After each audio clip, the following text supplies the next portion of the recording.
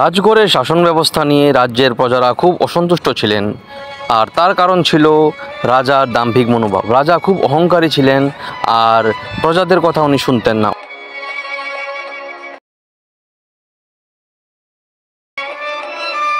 কি হয়েছে গুপ্তচর, কেন এসেছো আমার কাছে? মহারাজ, রাজ্যের প্রজারা আপনার বিরুদ্ধে সুর গরম করছে। ওরা রাজপ্রাসাদের মুখ্য দরজার সামনে এসে বিরোধিতা করছে, আপনার বিরুদ্ধে কথা বলছে। কি, রাজার বিরুদ্ধে কথা বলছে?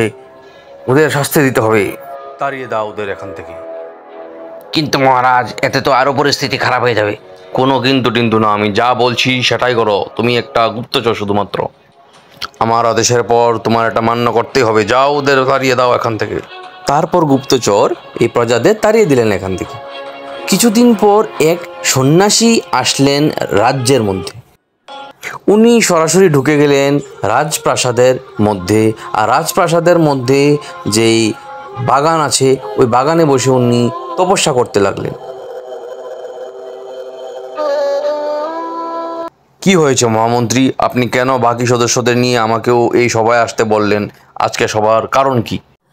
মহারাজ, আজকে এই সবার কারণ হচ্ছে বিশেষ সূত্র পাওয়া খবর অনুযায়ী এক সন্ন্যাসী এসেছেন আমাদের বাগানের ভেতরে, এসে তপস্যা করছেন। মহারাজ, আমি রাজপুরোহিত বলছি। একটা সন্ন্যাসী এসে যদি আমাদের বাগানে বসে তপস্যা করে তাতে কি হলো? কোনো ক্ষতি তো নেই। লাভ ক্ষতি বিচার করার জন্য আমি আছি, আপনাদের তা দেখতে হবে না। কোনো এক সন্ন্যাসী এসে আমাদের বাগানের ভেতরে এভাবে ঢুকে তপস্যা করলে হলো? তাড়িয়ে দাও ওকে, কে না কে এসছে। ওই দেখুন মহারাজ, দারোয়ান আসছে, কি খবর নিয়ে আসছে কে জানে।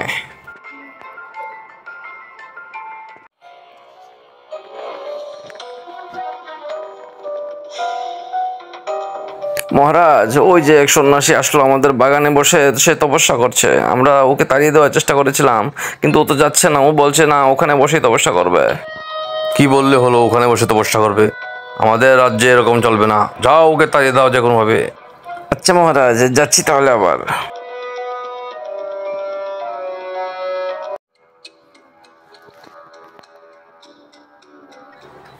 এই যে সন্ন্যাসী মহারাজ, আপনি চলে যান এখান থেকে। আমাদের মহারাজার আদেশ, আপনি চলে যান এখান থেকে।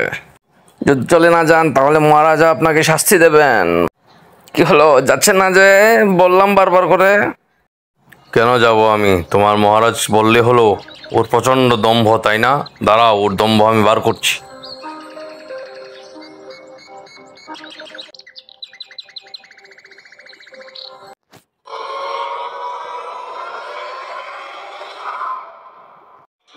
এই যে সন্ন্যাসী, তুমি কি করছো আমাদের বাগানে? কেন তপস্যা করছো? কাউকে না বলে কেন ঢুকে পড়েছো এখানে?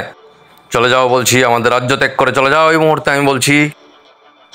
হে রাজন, আপনার এই দম্ভ আপনার কাল হবে একদিন। আপনার রাজ্যের জনগণ আপনার প্রতি সন্তুষ্ট না আপনার এই ব্যবহার জন্য। আপনার এই অহংকার দূর করুন। আমি চললাম এখন। এই বলে সন্ন্যাসী রাজপ্রাসাদ ছেড়ে চলে গেলেন। কিন্তু তার যাওয়ার সঙ্গে সঙ্গেই চারিদিকে প্রকৃতির হাওয়া বদলে গেল। চারিদিকে ঝড় তুফান, আকাশ অন্ধকার হয়ে পরিস্থিতি খুব ভয়ানক হয়ে উঠল।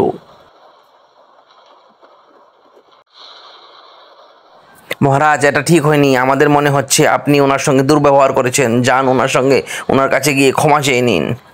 দেখুন প্রকৃতিও কিভাবে রূপ বদলে নিল। মনে হচ্ছে প্রকৃতি আমাদের জানান দিচ্ছে যে উনি ভালো কিছুর জন্য এসেছিলেন, আমাদের ক্ষতি চান না। যান। হ্যাঁ, ঠিক বলেছেন আপনারা মন্ত্রী মহোদয়রা। আমি যাচ্ছি, আমার ভুল আমি শুধরে নেব।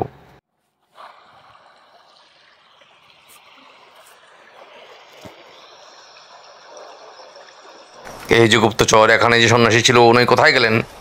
মহারাজ, উনি তো আপনার প্রাসাদ থেকে ফিরে এসে ওই চলে গেলেন, রাস্তা দিয়ে দূরে চলে যাচ্ছেন। মনে হচ্ছে যে আমাদের রাজ্য ত্যাগ করে উনি চলে যাচ্ছেন।